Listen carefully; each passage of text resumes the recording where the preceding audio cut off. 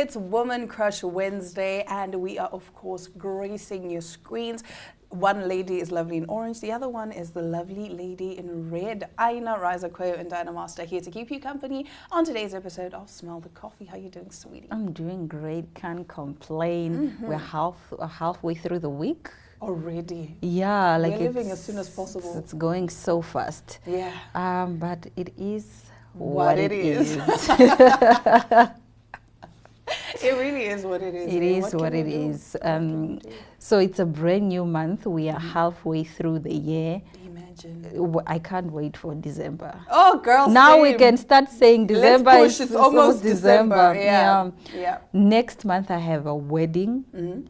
And then I have another wedding in October and one in November. Like the rest of my year, my money is going to weddings. Weddings. What would you say is a reasonable amount to contribute for a wedding?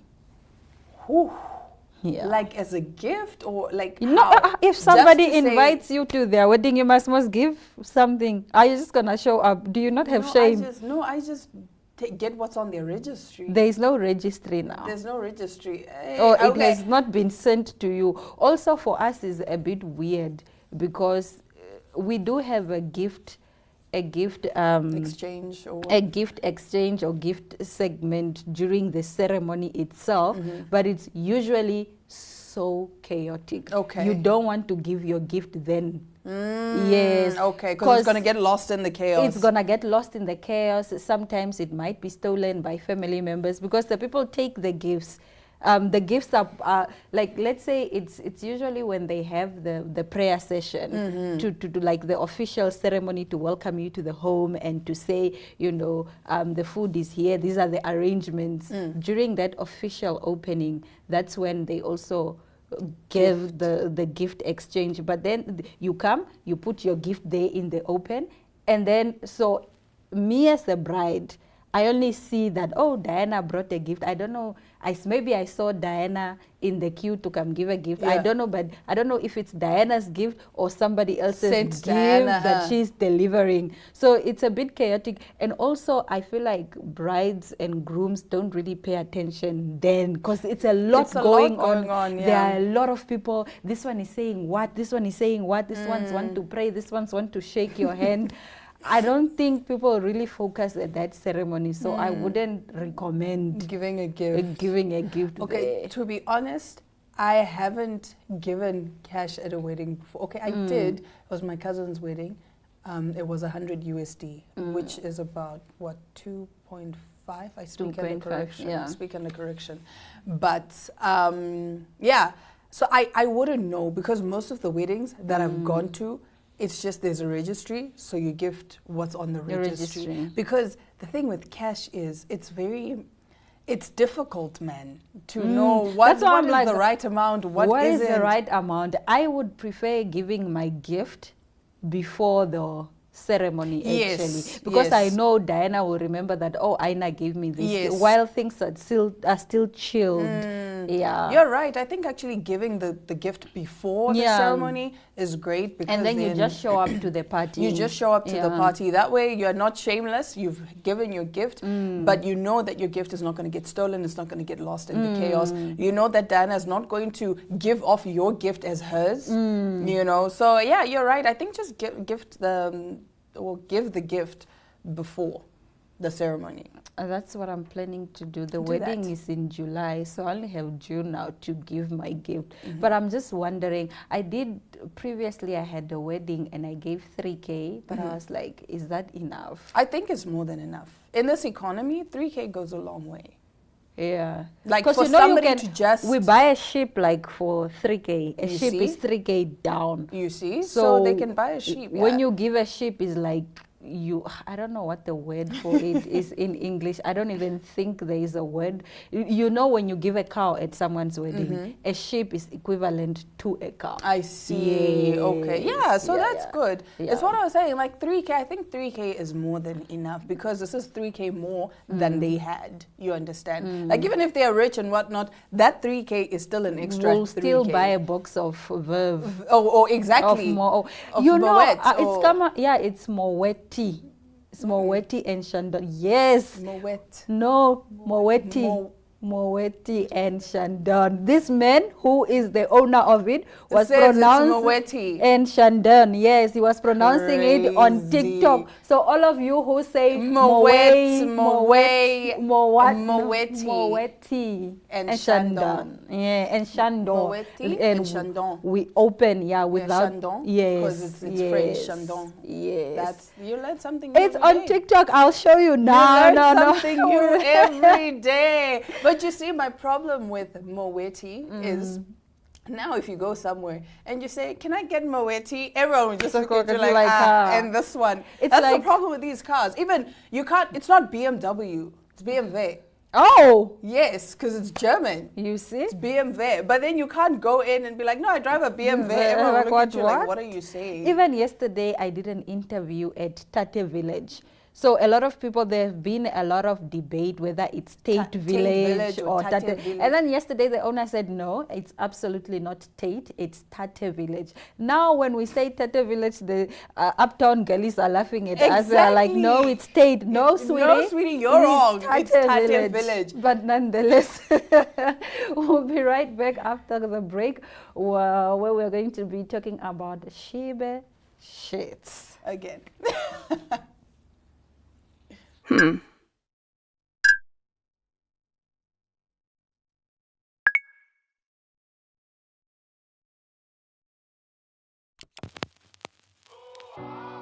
eTicket, your online ticket solution for events and event marketing, bringing you ease of mind and making sure that your event gets out there.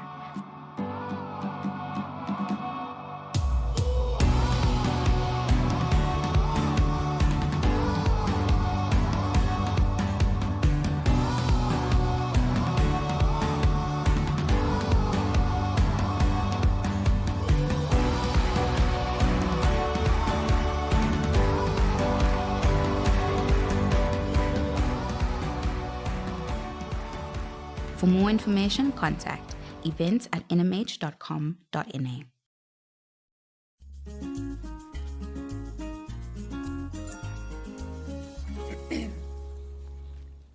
Remember how they used to say, or how we used to say in preschool that kissing gives you cooties? Well, yeah, not cooties per se, but depression. So I guess depression is a form of cooties. We all know that kissing and other close contact can transmit infections like the common cold, mononucleosis, and herpes. A new study out of Iran suggests that depression and anxiety might be transmissible through kissing too. Depression and anxiety can trigger the release of the stress hormone cortisol, which can disrupt the delicate balance of bacteria in the mouth. Spouses can transfer this bacteria while smooching. In fact, prior research found that as many as 80 million bacteria are transferred in just one 10-second kiss. Yes, 80 million bacteria. The authors of the new study found that when one spouse had poor mental health and trouble sleeping, the healthy partner suffered similar symptoms just after 6 months. Bacteria were to blame. Now, specifically in couples where one partner had depression or anxiety, the oral microbiota of the healthy spouse mirrored that of the affected partner. The researchers wrote in the Exploratory Research and Hypothesis in Medicine journal. The team followed 268 newlywed Iranian couples. One set of the honeymooners reported struggling with depression, anxiety, and sleep problems, while their spouses were healthy at the start of the study. Participants completed surveys about their mental health and provided saliva samples for cortisol measurement and oral bacteria swabs for DNA analysis. The researchers reported that the healthy spouses, particularly women, had significant increases in depression, anxiety, and sleep difficulties after 6 months. These symptoms were not as intense as their partners. 4 types of bacteria, Clostridia, Veillonella, Bacillus, and Lactospiraceae, were relatively abundant in the samples. Some species of these bacteria may be harmful to health. The researchers acknowledged several limitations to the study, including not taking into account underlying health issues and dietary factors that may influence oral bacteria. Now, they suggest exploring whether bacteria play a role in other mental and brain-related conditions. Therapists and researchers have long recognized that a person's mental health struggles can have a ripple effect on loved ones. This new study suggests that this impact is fueled in part by harmful mouth bacteria. Studies have identified other ways couples can be in sync. Their heart rates, sleep patterns, and even their stress and reproductive hormones can synchronize over time. Don't kiss strangers. Even if they are not strangers. Don't be kissing. Don't be kissing. Gives you cooties. Don't be kissing. Hectic. You know what's funny? It's funny that you wouldn't use your partner's toothbrush, but you would kiss them. Exactly. So, apparently, no, that's disgusting. What? But you're doing more disgusting things. Stuff. Yeah, like. It's crazy. I don't know, man. But you see, the thing with the mouth is there's a lot of germs and bacteria there. And that's why even things like sharing your lip gloss, when you visit a newborn baby, do not kiss people's babies. And you love kissing people's babiys. Don't kiss people's babies. It doesn't matter if you're kissing them on the arm, on the leg. Just don't not kiss people's babies. Stay away. That time you're kissing your dog. Now you're coming to kiss my the baby. Yes. No, don't do that. Don't do that. They say even mothers shouldn't kiss their babies. Oh. Yeah, because you see the thing with herpes, and I know people think it's a sexually transmitted whatever, but it's called the herpes simplex virus, I think 2 or something, if I'm not mistaken. So that one, it's like a cold sore, right? Once you have a cold sore, that herpes is in your bloodstream for lifers, right? That's just how it is. So it's not necessarily because you got it through sex or whatever it is. Just because maybe you kissed somebody that had a cold sore, now you have a cold sore. Yeah. That herpes simplex virus is now in your bloodstream for lifers. Yeah. Moving from one year to the next year. Sheba Shits, controversial Limpopo rapper Sheba Shits, is once again under fire after a video surfaced online allegedly showing him drinking alcohol and driving recklessly in a Volkswagen Golf GTI. Now, in the footage that you see on your screen, Sheba Shits is seen visibly having a Savannah, and his co-driver seems to be also drinking, but the Kadi Shite Maluma hitmaker is seen filming himself while racing with a friend in a passenger seat. Viewers were quick to spot several alarming details. He was not, number one, wearing a seat belt, appeared to be consuming alcohol, not appeared, I mean he has a Savannah, while using his phone while driving, and he was also speeding. If you listen to the video, you can hear the sound of the car, and they are enjoying it. They are hyping the car when it's doing then they are hyping it.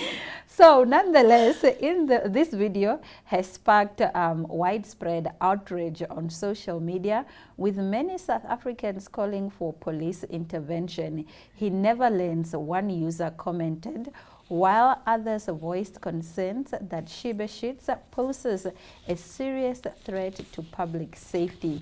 This incident is particularly distressing for fans who remember the tragic events of June 9, 2024, when Sheba Shits was involved in a devastating car crash where he was driving that claimed the life of his 9-year-old daughter, Ontatile.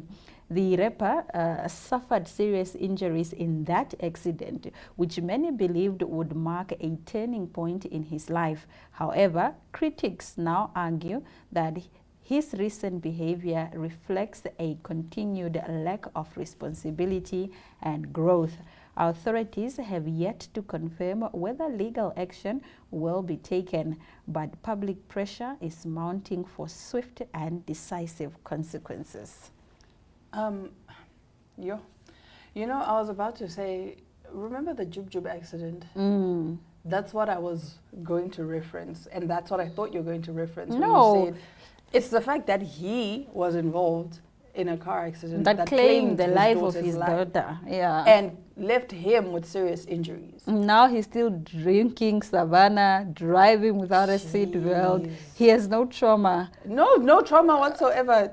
Like But Sheba Shits is at this point, problematic, guys. at this point, it seems like those that have trauma just choose to have trauma. Because Sheba Shits is problematic. Yo. Wasn't he the one who pointed a gun out on fence? How do you point a gun to your fence? honestly speaking, at this point, if you are a Sheba Shit stan, I'm sorry. And in that video, right, he is greeting fans who are greeting him and hyping him. He's like, yo, mom, somebody screamed Sheba Shits or something. He's like, yo, mama. People really love Sheba Shits. Maybe, I guess that's why they keep coming back. They love him. And People he love knows Sheba that they Shits. love him regardless of what he does. So he just keeps going. No, but Sheba Shits, please calm down It's the in fact life. that they were hyping the car. Yeah, you should watch the video. I think it's a man. sports car or what? It's those cars that make The sound. Frupas, Yeah, the Frupas. it's making a sound audibly so that you can hear it. Yes. His And Savannah, no seat belt, on the phone. I wonder what the other friend is drinking. It looked like Like hot stuff. That looked like hot liquor. but it looks like Coke also. You know how you make your alcohol look like not alcohol? yeah, but probably. But that's the thing about hard liquor. If you put, whiskey and a bit of Coke, yeah. then it's just going to look, like tea, like No, but rooibos. on a serious note, I think Sheba Shits, it's time for you to take some responsibility and accountability. There are people's life at stake here on the road. You're not the only road user. Just be considerate, for the next person. Yeah. It's true. Like you're saying, there are other people that you can hurt. If you don't hurt yourself, you can hurt somebody else. And if you don't care about yourself, other people care about themselves. Exactly, and they care Yeah. about their loved ones as well. But then Yeah. the thing is, with a situation like this, with people like him, even if they revoke his license, he's still going to drive. So what can be done, Yeah. you see? I don't know what could be done, but nonetheless, here is an interview after the break.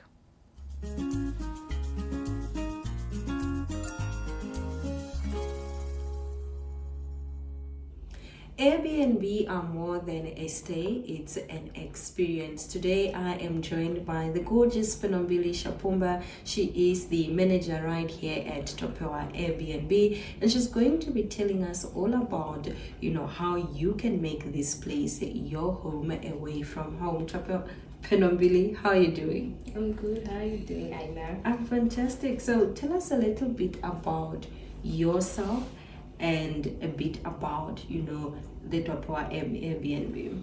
All right. So the Topewa Airbnb, initially it was supposed to start off as a small project, but we saw the potential behind it and decided to make it an Airbnb, specifically because it's in CBD, so everything is quite accessible, and we figured it would be a good business venture, especially for guests that are traveling to Windhoek. Awesome stuff. Talk to us about some of the features of this apartment that you would think your guests would potentially love the most. Okay, like I said, it's in CBD, so that's quite a catch for most guests because everything is accessible. If you want the mall, it's a walking distance. If you have a meeting for guests that are coming for business, there are cafes all over, and for tourists, we have the museum. It's also a walkable distance from here. So yeah, mostly that. Okay, and can you give us a layout of the design of the Airbnb? What can we expect in terms of interior? Alright, like I said, it was supposed to be a small project when we decided to make it an Airbnb. So we decided that we wanted the place to be cozy, first of all, so the guests can feel at home when they come here. As you can see, it's very minimalist, there's not much going on, but it's functional. Okay, and what kind of experience do you aim to then offer your guests who are coming here? Okay, we want the guests when they come here, they should feel at home. They shouldn't, that's why we made it cozy, they shouldn't feel like they are booked somewhere far. So yeah, we want them to feel at home. Yeah. So what type of guests are you looking to house here? Are you looking at travelers? Are you looking at locals? Are you looking at maybe, tourists, or is it a mix of both, and why is that? I think we are open to catering all guests, either tourists or just locals that are coming to Windhoek for business or maybe even leisure. We are open to that because, and for the tourists, we want to hear the background where they come from, and at least also just when they leave, they can go and tell it as a referral to others. Yeah. All right, Phenombili, talk to us about how one can book for a staycation in this particular place. How does one go about that? What are your communication modalities, if any, and so forth and so on? Alright, so we are on bookings.com and Airbnbs as well as Airbnb. Most guests usually book through bookings.com, so that's our most popular. But you can also reach us on our number, which is also on booking.com, and mostly that's our medium of communication, especially when the guests check in. That's how we communicate with them through our numbers. Awesome stuff.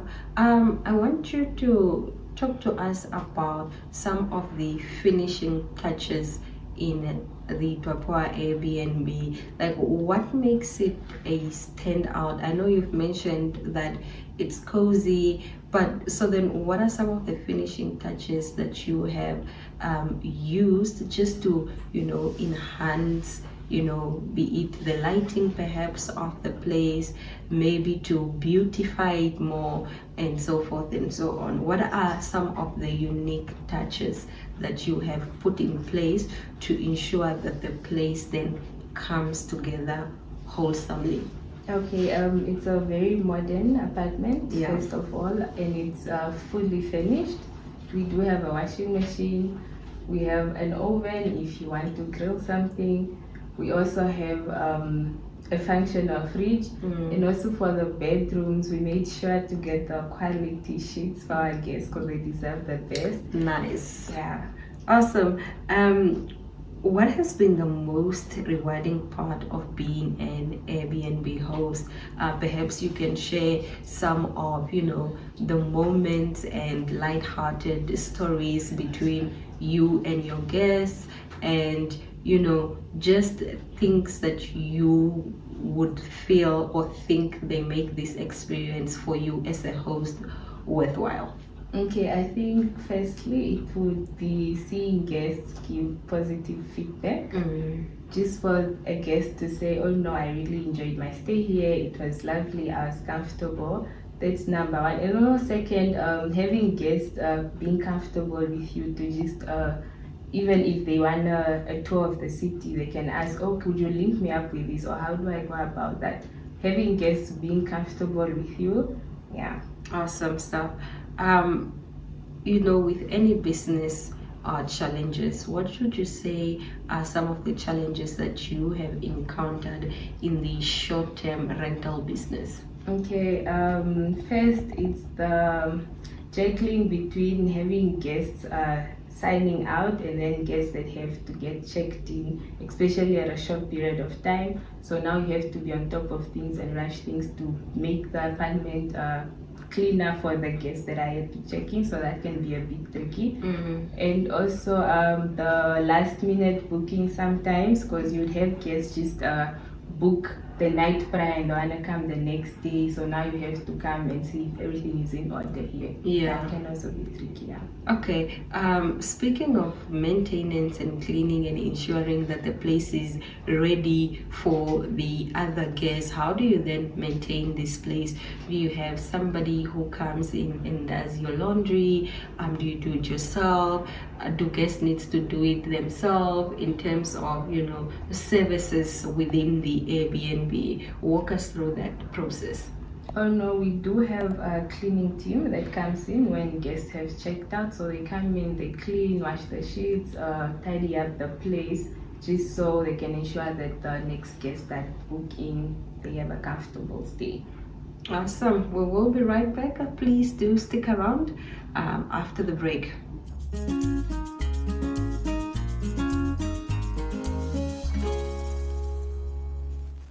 And that's a wrap for today's episode. Now, Aina and I are going to go and enjoy ourselves a glass of Moetie Shanto.